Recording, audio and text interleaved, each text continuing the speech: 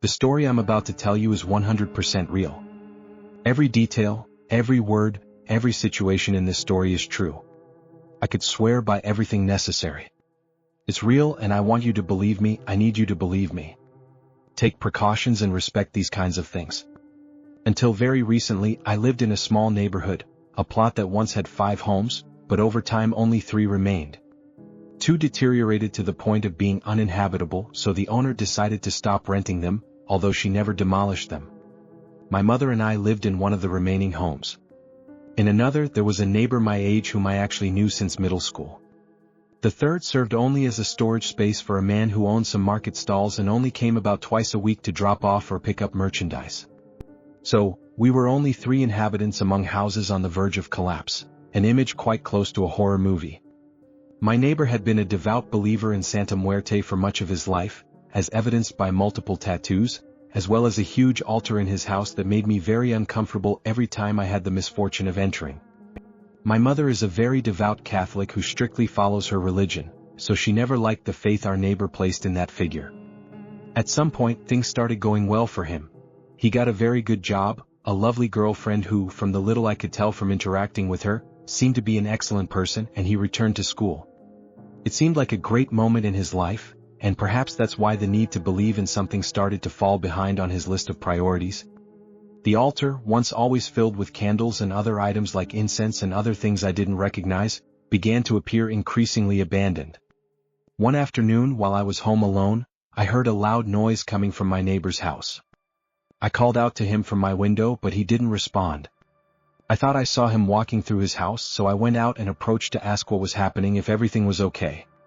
I stood right at his door, but he still didn't answer.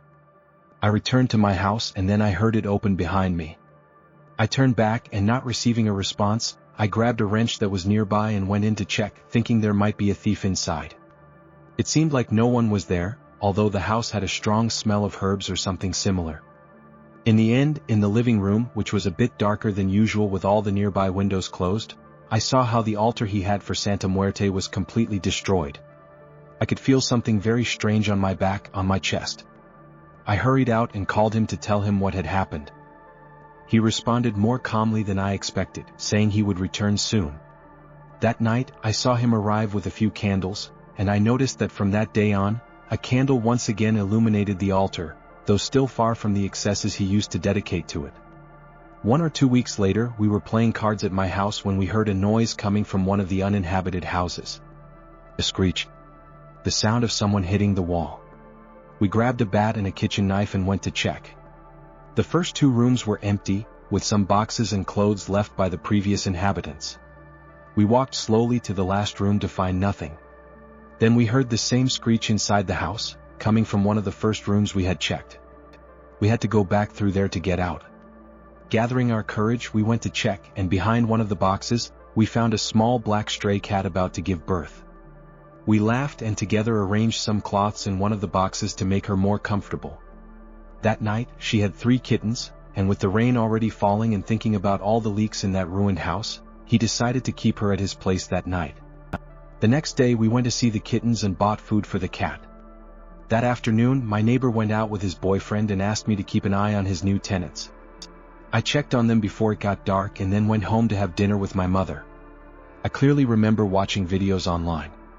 Suddenly, one had trouble loading halfway through, and in the ensuing silence, I heard a crack like wood breaking coming from outside. I peeked out and the first thing I saw was a glow coming from my neighbor's house. An intermittent glow. Inside, there was fire. I ran out barefoot, shouting to my mother. I entered his house to realize the fire was coming from the salt. The altar at the back remained intact, but the furniture where the kittens were was completely in flames. The fire was already reaching the ceiling. Without thinking, I ran for water and my mom followed, drawn by the sound of the animals crying as they burned. She never liked animals, we never had pets, but I still remember that image. My mother in front of the fire, pulling the drawer with the kittens from the burning furniture with her hands. Neighbors approached, drawn by the smoke, and started carrying buckets of water to try to put out the fire. One of them ran out with the cat in his arms. I'm sure he was trying to save his children from the fire. "There's someone inside," said one of the neighbors standing at the entrance of the house, a bucket in his hands. Another one stopped beside him. Just before the hallway was the living room. "Hurry please, the house is burning." I urged them to continue with their efforts, but when I reached them I understood why they had stopped. Inside the living room, amidst the flames, a cadaverous figure was watching us. It was Death. The others who saw it convinced themselves it was an optical illusion, the fire playing tricks on us, or perhaps a product of our imagination, our bodies confused by the smoke, seeing things where there were none, finding shapes in a silhouette behind the flames. But I know what I saw. The firefighters arrived in time to save my house from the fire. But not the neighbors, nor one of the uninhabited ones. It was a total loss. According to what they told us, the fire started from a candle that fell in the living room. But I saw that what was on fire was the furniture where the cats were, 2 meters from the altar and that candle. I saw that the altar was intact when I entered. My neighbor never returned. In fact, I lost contact with him. We moved out soon after as we couldn't stand the smell of death. Only one of the kittens survived and recovered from its burns. Now you can barely notice them. She's our pet. Her name is Luz.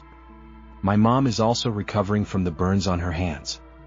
And the three of us, we all bear the marks of how real this story is.